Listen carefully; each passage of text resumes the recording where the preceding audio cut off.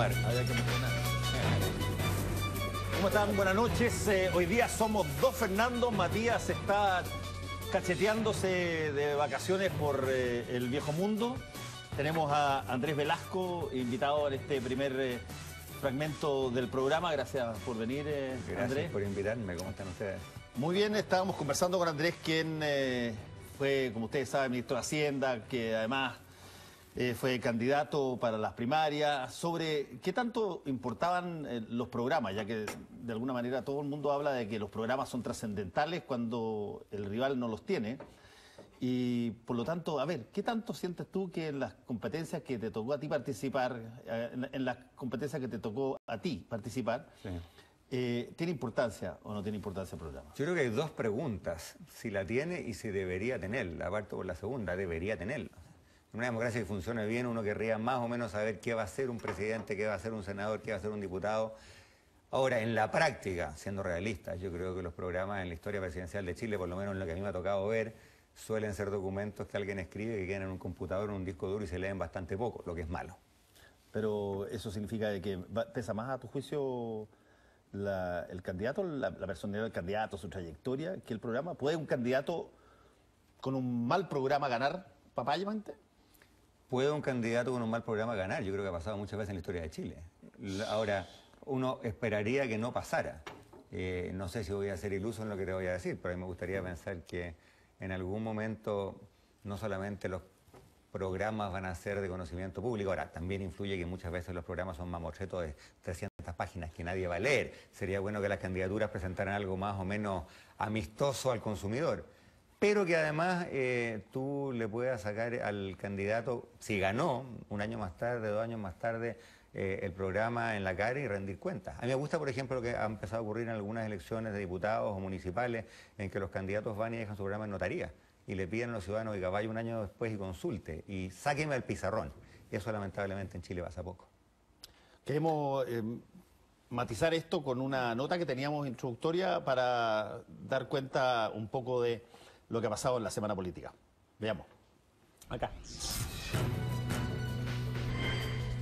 Lo que está en juego aquí es la fuerza de los ciudadanos, la fuerza de las ideas, la fuerza de lo público. Quizás no debía haber participado en las primarias y haberse tirado a noviembre, ¿cierto? Y quizás la historia sería distinta.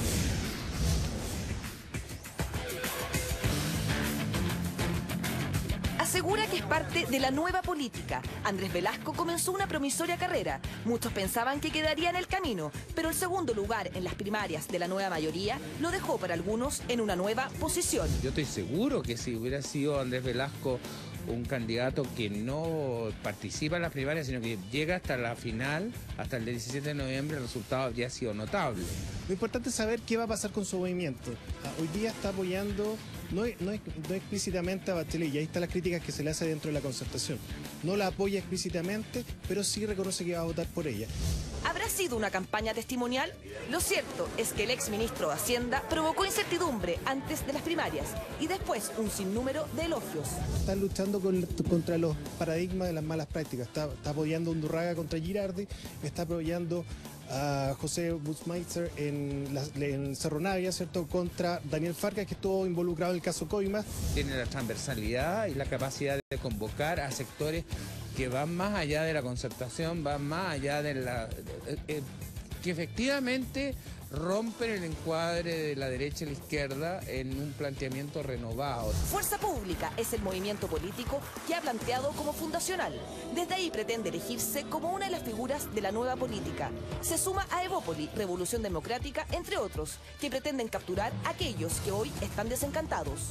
Son movimientos que responden a una necesidad de cambio, de transformación, de romper un poco las variables tradicionales de la política. ¿Será esta una nueva plataforma para generar un quiebre en la política nacional con nuevos rostros y empujar a los partidos tradicionales a otra praxis política? Es un importante paso adelante para renovar un poco a los actores políticos, que es fundamental para nuestra democracia.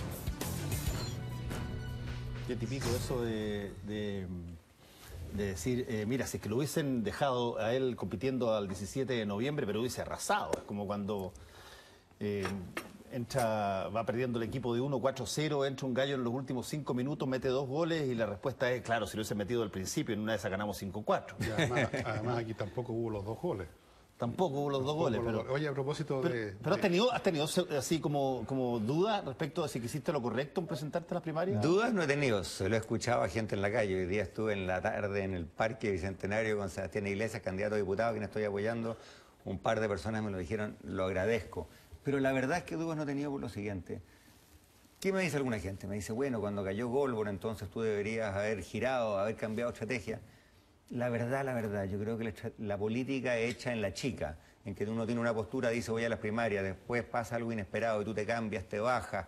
Esa al final es la política de pisar la pelota, que siempre termina en el córner. Oye, pero Andrés, con todo respeto, Andrés. Con todo respeto. Con todo respeto, la política es eso, pisar la pelota y todas esas cosas. Yo por eso que no creo mucho, yo lo planteo aquí con el corazón encogido de pesimismo, pero creo que es la realidad. Yo creo que no hay malas prácticas y buenas prácticas, sino que hay prácticas políticas que son eficaces y otras que no. No creo que los programas sean importantes así entendidos como un mamotreto. Creo que eso es cantinfleo, pero sí es importante que hayan 2 o 3 ideas que cabrían en la mitad de esta página. En eso estamos de acuerdo. Pero por supuesto en una cultura como la nuestra, la cultura en general latina, hispánica, que es verbosa, si tú no mandas una guía de teléfono repleto de frases para el mármol, entonces no es un programa de verdad, aunque bastaría con decir, mire, quiero hacer esto y eso, y punto. Y los detalles no sé, porque la política es cambiante, fluctuante, hay que negociar, hay que transar. Eso sería lo serio, pero nadie lo asume.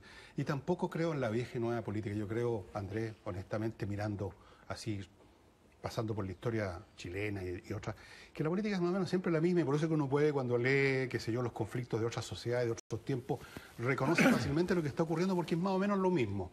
Y los que hablan de nueva política son siempre los recién llegados. Como no han hecho nada, como no han estado en el poder, como no han tenido que negociar, como no han tenido que transar, como no han tenido que ensuciarse las manos, están efectivamente limpios y proyectan esta imagen de virginidad política al mundo, y eso forma parte de la vieja política, el decir de vez en cuando aquí vengo con la escoba a barrer las malas prácticas, y al final no porque uno sea corrupto y estaba mintiendo, sino que por las necesidades del cargo, Fernando, porque tenés que transar, porque tienes que sacar adelante, aunque sea una parte de tus ideas, etcétera, etcétera, etcétera, al final te tienes que ensuciar las manos, pues te tienes que hacer cosas desagradables, que es un poco lo que le han reprochado toda la vida a la Concertación, que traicionaron, que las transacan. Bueno, ¿y qué esperaban? No, pero, ¿Qué esperaban? ¿Sabes, Fernando? Yo creo que tú estás mezclando dos cosas que son distintas.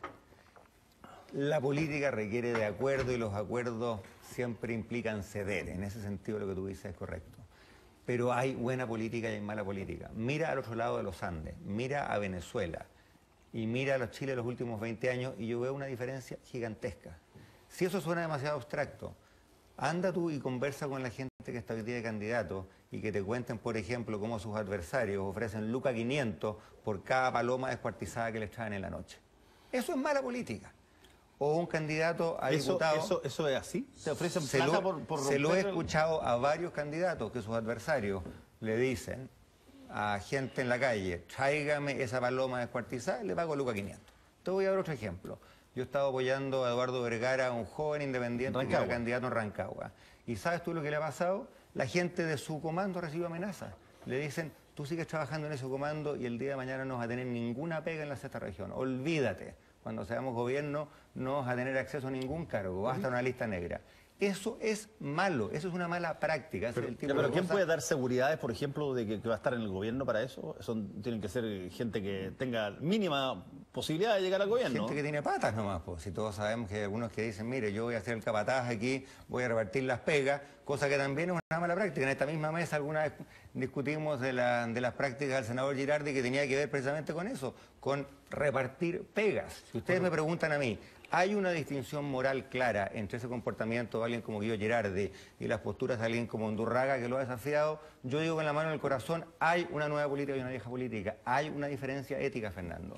Yo fíjate que ojalá fuera como tú lo pones. Yo creo que eres tú el que está pecando de abstracción porque estás poniendo incluso encima de distintas sociedades un parámetro de buena política y califica. ¿Es buena política la de Argentina? ¿Es mala política? Pero no lo buena? discutámoslo. Yo creo, fíjate que cada país tiene la política que puede tener, que da espacio. O sea, si hay espacio, por ejemplo, como está ocurriendo ahora, rompiendo las leyes, de poner propaganda antes de tiempo, y nadie te va a castigar, nadie te va a tirar por una ventana, lo haces.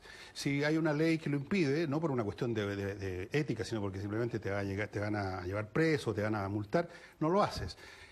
Al final de cuentas, si tú puedes corromper gente para obtener tus fines políticos, inevitablemente estoy viendo que la gente van a corromper. O sea, en el fondo, cuando tú hablas de buena o mala política, estás hablando hasta qué punto la sociedad entera es permisiva o no es permisiva para esas prácticas. Eso es cierto. Y se llega al final, se maximiza la eficacia en política, en el comercio y en todo. Claro, pero si tú miras los países a través del tiempo, o miras un conjunto de países a través del mundo, te das cuenta que los países no son iguales. Hay países que han tenido... Tú miras la historia política de Estados Unidos y miras la corrupción tremenda en los años 20 y 30, lo que llamaban las máquinas políticas en ciudades como Nueva York, como Chicago, en que amenazaban, en que la mafia controlaba la política, en que compraban votos. Eso hoy día no existe. Quizás haya otro tipo de malas prácticas, hay un papel desmedido del dinero en la política. Pero una cosa es el lobby, que yo condeno, otra cosa es la mafia y las pistolas. O sea, las sociedades evolucionan y yo creo que es malo ser fatalista y decir esto siempre fue corrupto, la política siempre fue mala y por lo tanto crucémonos de brazos. En este mismo momento, ese país que tú pones como ejemplo, que antes se hacía la política con una metralleta Thompson, claro. Ahora no solo la política entera, sino que la política exterior entera, Estados Unidos la hace espiar a todos sus aliados. Entonces, cambian los medios, de repente es la ametralladora, de repente son los satélites de espía, a veces el dinero, otras veces es la influencia, en otro momento ocupas simplemente tus relaciones porque ya eres una dinastía, tenés 95 años y sigues en el Senado como ocurre en Estados Unidos, que la gente muere en su puesto. Entonces, lo que te quiero decir, lo que yo creo, y no es porque me guste ni por ser pesimista, y uno se ve la política en la Atenas antigua, en Roma, en Francia, en la época de los reyes, donde sea tú ves lo mismo. Se busca poder, los fines para qué se va a usar ese poder se pierden a la larga, se les olvida, ya es el poder por el poder, y se llega en esa persecución del poder, creo, Fernando, hasta donde se puede, hasta donde hay un límite, hasta donde hay otros que te paran, donde hay otros que te ponen una barrera, si no es la ley, es el poder de otro que está haciendo lo mismo que tú, y se enfrentan y ahí quedan los dos detenidos. No creo en abstracto en las buenas políticas. Creo que es un buen discurso, sí. Y es un llamamiento que de vez en cuando hay que hacer, así como el cura en la misa de 12 de vez en cuando le vocifera a los fieles que se tienen que portar bien y la gente siente compunción y salen realmente así con la boca cerrada con la hostia, pero después vuelve el día lunes y martes a su vida normal y todo sigue cascando como siempre. Es que y no me parece que sea tan malo, en definitiva. No, tú dijiste una cosa que yo comparto 1000%. El abuso llega hasta que otro se interpone. Exactamente. Y la gracia es que a veces hay gente que se pone de pie y se interpone. Y hay gente que dice, yo voy a competir, o voy a denunciar, o voy a tocar el pito, y voy a decir esto es inaceptable. Y mientras la gente no lo haga, las conductas inaceptables continúan, pero hay de repente gente que se pone las pilas y las cosas cambian. Hay sociedades que eran muy corruptas y hoy día no lo son. Chile era un país que tenía una dictadura, teníamos un señor que gobernaba por las armas, hoy tenemos una democracia imperfecta, pero democracia. Los cambios ocurren. ¿Y cuándo ocurren? Precisamente cuando la gente, como tú dices, se interpone. Yo celebro, y por eso andaba en la calle estos días, a un montón de candidatos jóvenes que han dicho yo voy a competir con un señor que es el rey de las malas prácticas, como lo ha hecho Ricardo Brown en Viña, como lo ha hecho Burmeister, a quien mencionaban recién en Huechuraba. Gente que dice la política Andrés, puede ser mejor. Déjame contarte de una práctica que en un momento dado era casi estándar y que todos nosotros advertíamos que era bastante lógica y que de pronto se puso extraordinariamente difícil. Mira tú, en la práctica de cuando uno pierde, le trata de dar un endoso de simpatía a quien ganó y que forma parte de la misma coalición. Esto cambia brutalmente el año 2009, cuando Marco Enríquez Ominami prácticamente, qué sé yo, parecía que tenía pegada la boca, qué sé yo, con neopren, para tratar de pronunciar la palabra Frei.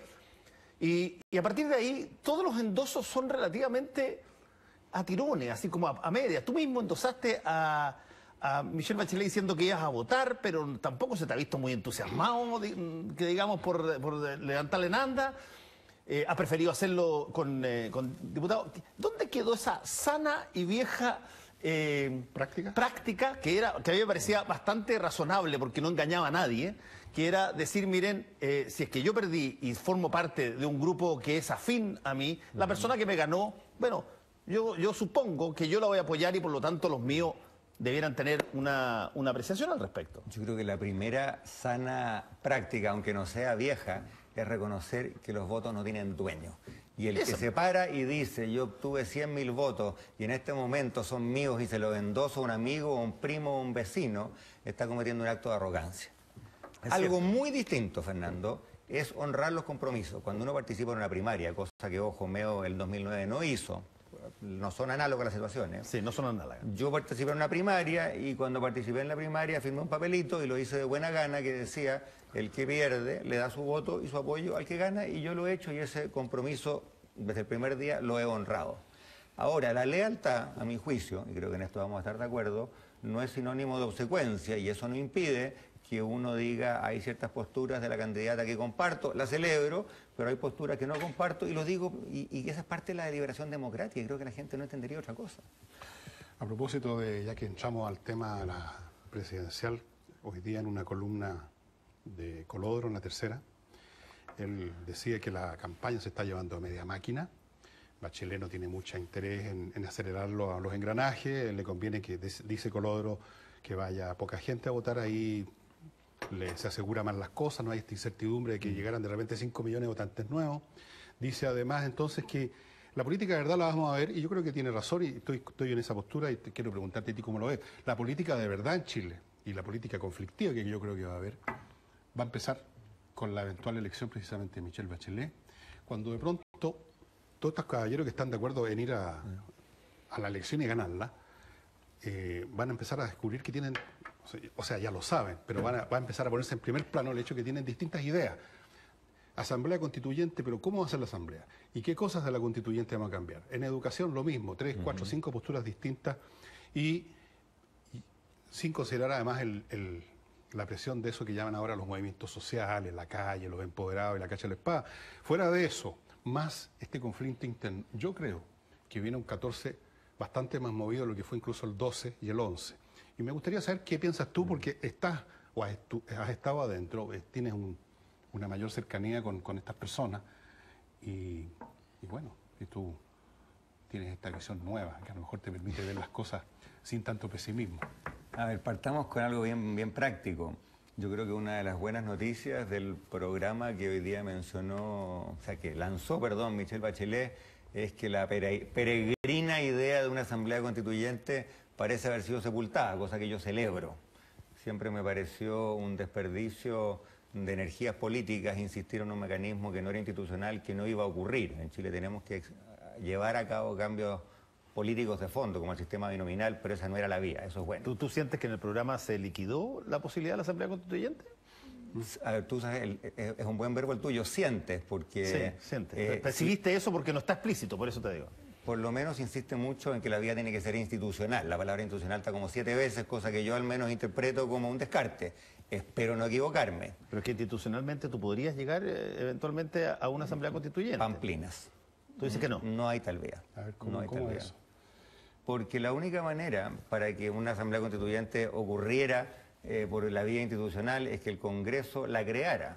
Y el Congreso, que en Chile le cuesta llegar a un acuerdo para diseñar el menú del casino, ¿tú crees que van a delegar ellos la potestad más importante que tiene, que es la constituyente, y se la van a pasar completamente a un órgano que no existe?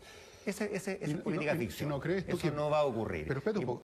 Puede ser. Pero yo quería volver al tema de los contenidos. Espérate, que aquí hay una cuestión que tiene una sustancia, porque déjame recordarte una anécdota, que es una anécdota, pero que muestra para dónde van los tiempos más o menos. ¿Te acuerdas tú de esa reunión en el Congreso que había no me acuerdo quiénes estaban y por qué, una serie política en una mesa, y de repente llegaron unos estudiantes con un señor a los cuales les dieron como castigo ir a predicar sus propias ideas, se pusieron a bailar flamenco arriba de la mesa y dejaron un despelote de la grandísima.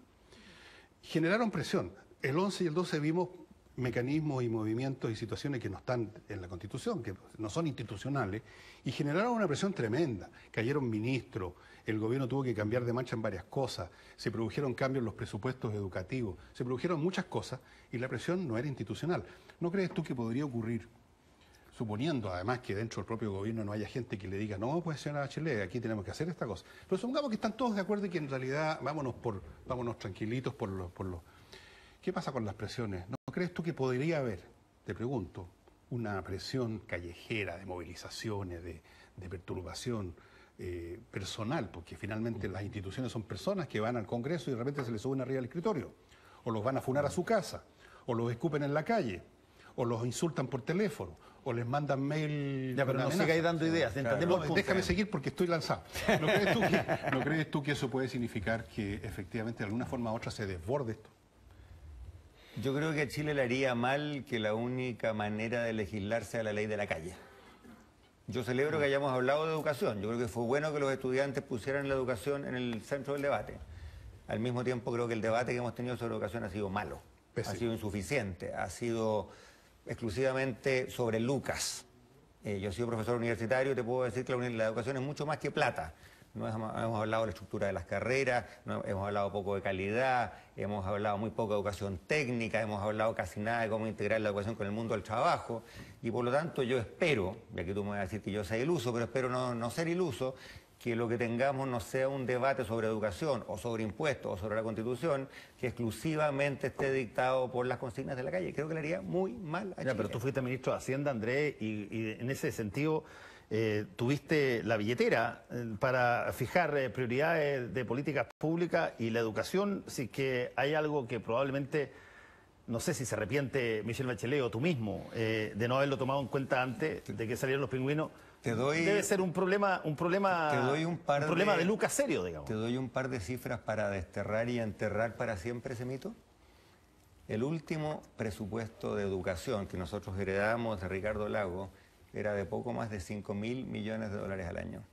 El último presupuesto de educación que a mí me tocó firmar, que le heredamos a Sebastián Piñera, era de 11.000 millones de dólares. Yo los invito a que ustedes encuentren un periodo de 4 años en la historia de la República de Chile en que la plata que va a la educación se haya duplicado y más. Eso no ha ocurrido jamás. Entonces los que dicen que el problema de la educación de Chile se gatilló y los pingüinos salieron a la calle porque no había recursos destinados a la educación, eso es fantasía pura y simple. El problema de la educación en Chile tiene que ver con un sistema que funciona mal, tiene que ver con controles de calidad totalmente insuficientes, tiene que ver con una gestión de los colegios, tanto privados como públicos, deficiente. En fin, podemos hacer el diagnóstico. Está bien, pero pero no reduzcamos todo a plata. Pero si tú lo que dices es cierto y que no tengo ningún elemento para poder mentirte, si tú lo que dices es exactamente cierto y desde el punto de vista práctico de la calidad y desde el punto de vista práctico de las condiciones de la educación no cambió mucho, la única variable realmente importante fueron las lucas. No, pues al revés. ¿Cómo? Al revés. De 5 a 11.000 millones de pesos. Y sin cambiar justamente, el contenido. lo que te revela que ponerle más lucas a la educación es una condición necesaria para que mejore, pero no es suficiente para que mejore. Y la parte difícil no es, para ser bien franco, creo yo, hoy día las lucas. Creo que hay bastante consenso en el país que el Estado de Chile va a necesitar más plata, va a haber una reforma tributaria, podremos discutir los aspectos técnicos. A mi juicio, esa es la parte políticamente fácil. La parte políticamente difícil es, por ejemplo, decirle al colegio de profesores, va a haber evaluaciones sistemáticas y las remuneraciones de los docentes van a depender de su desempeño. La parte difícil es decirle al Consejo de Rectores, va a haber un nuevo pacto en que va a haber más plata a cambio de mejorías copernicanas en la gestión de las universidades estatales. Esos son los cambios difíciles y de eso en esta campaña hemos hablado lamentablemente bien poco. Otra cosa que me parece a mí está bastante cruzado en los programas de los 9 candidatos, tiene que ver con temas que yo sé que algunos de ellos tú los ondeaste muy fuerte, como por ejemplo el del matrimonio igualitario. Sí. En el programa de Michelle Bachelet es casi como lo vamos a ver. A mí me habría gustado una definición más clara. Ok, en el de Evelyn Matei hay 0, sí. en el de Meo total, en el de Claude total, en fin. Y hay en varios de esos, en el de Parisi, no sé si es que está puesto o no está puesto el matrimonio igualitario, supongamos que sí. Pero el hecho es que el tema se instaló cuando el gobierno tiene presentado el proyecto de acuerdo de vida en pareja que da la sensación que no va a salir durante este gobierno por muchas ganas que tengan de sacarlo, digamos. ¿Cómo se avanza en eso? Mira, yo creo que el matrimonio igualitario es un ejemplo de un tema que se instaló no debido a la clase política, sino que a regañadientes de la clase política. Creo que ha pasado una y otra vez que el país cambia mucho más rápido de lo que cambia la política y los políticos vienen de atrás tratando de ponerse al día siempre con un rezago demasiado grande. Yo anduve por todo Chile en campaña 1 año y medio, fui a muchas sedes universitarias, a muchos CFT, a muchos IP, hablé con mucha gente joven y te puedo decir que el sentimiento de la gente más joven en Chile respecto a estos temas es radicalmente distinto al de la clase política. Y por lo tanto, a mí, viniendo de la candidatura de centro izquierda, me habría gustado una definición más clara, no sencillamente un llamado a debatir sobre el asunto, sino un compromiso. Yo creo, aquí Fernando de nuevo me va a decir que esto es un poquito romántico, yo creo de corazón que en Chile no debería haber ciudadanos de primera o ciudadanos de segunda, que si hay algunos ciudadanos que se pueden casar, otros y otras también deberían poder casarse, así de simple. Y pucha que le ha costado a la clase política entender algo bastante sencillo. Es Matías. Manda Matías. Oye, a propósito, se mencionó aquí a la pasada París, yo creo que tenemos que contarle al público que nosotros lo invitamos. Ah, sí, nosotros lo invitamos, confirmamos con Franco, su equipo, su comando. Él dio una primera razón de que tenía problemas de agenda, lo que me parece perfectamente lógico. Matías, ándate. Y bueno, cualquier persona es soberana de venir o no venir y de cambiar la opciones es que lo considera. Lo único raro que en un momento dado hubo una suerte de ruido ahí que se dijo de que nosotros habíamos cambiado condiciones cuando la única condición que había era que viniera, porque era nada más, no había ninguna otra. Así que, bueno, no vino Franco Pero ya Parisi. que estamos en París, ¿no les parece a ustedes preocupante el populismo de la campaña de París? A mí me preocupa mucho. ¿Tú no crees que la campaña de París fue herida en la quilla por Evelyn Matei, así al punto de que cuesta remontar, o tú crees que es una cosa que se sacude? Hoy día estuve viendo en la mañana a Antonio Horvath, que lo defendían algunas cosas, pero Antonio Horvath no es Parisi, no es el representante idóneo de lo que es la campaña, digamos. Mira, yo no sé cuál es el impacto por una conjetura, los analistas políticos son ustedes, yo intuyo que tuvo un costo grande, pero a mí me preocupa otra cosa, me preocupa que estos antecedentes estaban a la vista y estuviesen ahí sobre una mesa y nadie los había traído a colación. En ese sentido, yo creo que Evelyn Matei le hizo un servicio a la campaña. Obviamente tiene sus razones para hacerlo. Y me preocupa además que muchos planteamientos que eran a todas luces populistas no hubiesen sido confrontados, desafiados y refutados por los otros candidatos. Creo que no hay cosa que le haga peor a Chile que esos candidatos que dicen vote por mí, yo en 20 minutos lo arreglo todo. Tuvimos al frafrá. ¿Se acuerdan ustedes que la UEF le iba a eliminar en 5 minutos? Y esta es una especie como de frafrá 20 años más tarde. Bueno, pero ¿quién le va a decir eso a Parisi cuando todos, salvo quizás un par de casos, están en el mismo juego de este póker de tú contra tus 3 cartas yo tengo esta escala? Todos están jugando a satisfacer un estado de ánimo que se ha generado en este país tumultuoso, tiempos revueltos, lo llamé la otra vez en un artículo, donde predominan las emociones, la rabia, el deseo de empoderarse. Hasta los ciclistas te tiran ahora la bicicleta encima, digamos. Hay un ambiente y todos prácticamente, salvo 1 o 2 de los candidatos, están jugando al mismo juego. Entonces, uno dice que va a arreglar en 5 minutos, el del otro lado dice que hay que aplicarle ley antiterrorista al gobierno, el de más allá dice que hay que entregarle el territorio a no sé quién, y así sucesivamente. Cada cual mirando de reojo alguna incumbencia política, más o menos. Entonces, te digo, son los tiempos. Esto del populismo, me acuerdo que se está hacía tiempo, hace como 10 años que se está amenazando que viene luego el populismo. Bueno, el populismo siempre aparece, no solamente Errázuriz fue populista en su momento, Carlos Ibáñez del Campo fue populista en su momento, siempre hay un populista entre medio. La diferencia es que ahora hay 8 populistas, 7 populistas. Pero tú diste a Parisi garantizado como populista, ¿por qué? Por lo que conversábamos recién, porque el plantarse frente al país y decir que los problemas difíciles tienen soluciones fáciles es un acto de responsabilidad. Si quieres ejemplos más concretos. Sí, Parisi va de Chile, de rincón a rincón de Chile, diciendo que en su gobierno los impuestos a los combustibles van a desaparecer y que la gente va a tener benzina barata. Lo que ignora, dato número 1, Chile no produce petróleo, por lo tanto lo que pagamos no depende de nosotros. Y segundo, cuando yo era ministro de Hacienda, porque esta petición estaba en el Congreso, encargué al Banco Mundial un estudio y nos dijeron que lo que correspondía por los costos de contaminación y de congestión no era bajar el impuesto a los combustibles, sino que subirlo. En Chile es relativamente bajo comparado a lo que hay en otros países, especialmente para el diésel. Y eso, que a mi juicio es sensato, que es importante para la calidad de vida, la contaminación, etcétera, los candidatos hoy día no lo dicen y en el caso de París se dice todo lo contrario. Creo que eso es precisamente jugar con los sentimientos de las personas, ofrecer soluciones fáciles. O sea, Fernando tiene razón, el populismo es una constante. La historia de América Latina, hemos tenido mala política porque hemos tenido populismo. Pero de nuevo, Fernando, yo no creo que haya que ser fatalista, es decir, ahí está el monstruo y frente a ese monstruo hay que doblegarse. Que me acusas de fatalista, yo soy realista. Segunda no. No, yo soy tan realista que incluso hay gente que está en este momento que son fatalistas. El fatalista es pasivo, para empezar a hablar. Y te dice, no, ya va a ganar la señora Bachelet, va a ganar lo mismo, me voy para la casa. Claro. Y yo a esas personas les digo, no, pues si ustedes tienen ideas distintas, con mayor razón participen en todo, para no dejarle el espacio a los que ustedes creen que están mal. Pero que yo soy activista, no soy Pero, fatalista. por ejemplo, en lo que tú estás diciendo... Pero espérate, déjame terminar. Sí, ¿cómo no?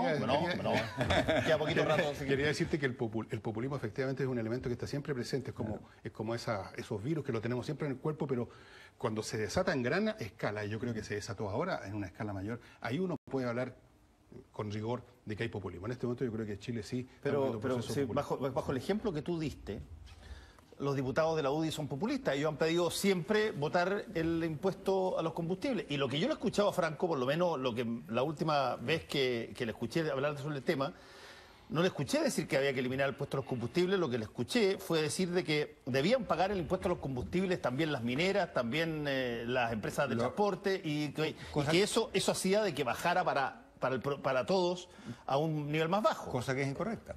Lo primero es correcto, lo segundo es incorrecto. Deberían pagarlo todos, pero no a un nivel más bajo. Pero vuelvo a tu afirmación política que yo comparto, Fernando. ¿Son populistas los diputados de la UDI cuando lo piden? Claro que lo son. Si el populismo no solamente es de izquierda, también es de derecha. Miren ustedes a Berlusconi en Italia. Populismo fantoche, totalmente derecha. ¿Fue o no populista Sebastián Piñera cuando en su primera semana en La Moneda dice vamos a hacer en 20 días más de lo que se hizo en 20 años? Populismo clásico. ¿De qué tipo de derecha? Ahora, déjame hacerte una pregunta porque nos queda poquito tiempo. Te quiero preguntar, ¿tú crees, Andrés Velasco, que existe el votante de Velasco? El arquetipo del votante de Velasco, en la persona que es liberal, que es progre, pero que no es una persona de izquierda, que tampoco es una persona de derecha, que cree en el mercado, que está dispuesto a cambiar las cosas, pero no más allá de determinados parámetros. ¿Existe ese votante de Velasco o no? A ver, yo no creo que sea un votante ni de Velasco, ni de Rodríguez, ni de García, ni de González, porque no me gusta la política personalista. Pero sí creo, me imagino que aquí va tu pregunta, que hay una cantidad grande de gente en Chile que está cabreada de las ofertas programáticas, muchas veces populistas, del establishment político, que no le gusta la política del combo y la patada que se ha instalado y que anda buscando algo distinto, y que es un votante de clase media, joven, que es más educado que sus antecesores, que tiene expectativas más altas, pero que al mismo tiempo exige un gobierno de excelencia, que no quiere que se le ofrezca cualquier cosa, que se le prometa cualquier cosa, porque no cree esos ofertones. Y que además, como conversábamos antes, gente que en temas como el matrimonio igualitario tiene valores muy distintos a los valores hace 50 años atrás. O sea, Chile en ese sentido ha cambiado, y ese Chile nuevo en buena medida no se siente representado por lo que la vieja política... ¿Fuerza Pública va a ser partido? Fuerza Pública es un movimiento, y la diferencia... Me pregunto si va a ser partido. Mira, hoy día no es partido ni tiene en sus planes de corto plazo serlo, porque tenemos un propósito que es más estrecho que el de un partido. El partido tiene opinión sobre todo. Nosotros queremos trabajar básicamente para mejorar la política, para combatir las malas prácticas y para defender las libertades individuales. ¿Qué va a pasar en 5 años? No soy yo el llamado a decidirlo, ciertamente no hoy, pero el propósito hoy es trabajar por esos 3 temas y eso nos convierte en movimiento. Déjame verte las líneas en la mano y te digo al tiro lo que va a pasar en 5 años. Andrés Velasco, muchas gracias por haber estado en esta primera parte. Encantado, gracias. Y gracias a ti, de la que tú te quedas. Yo me quedo. ¿No? Volvemos en un ratito. Que se agarre tú. Vamos a tocar un tema. Que se agarre tú.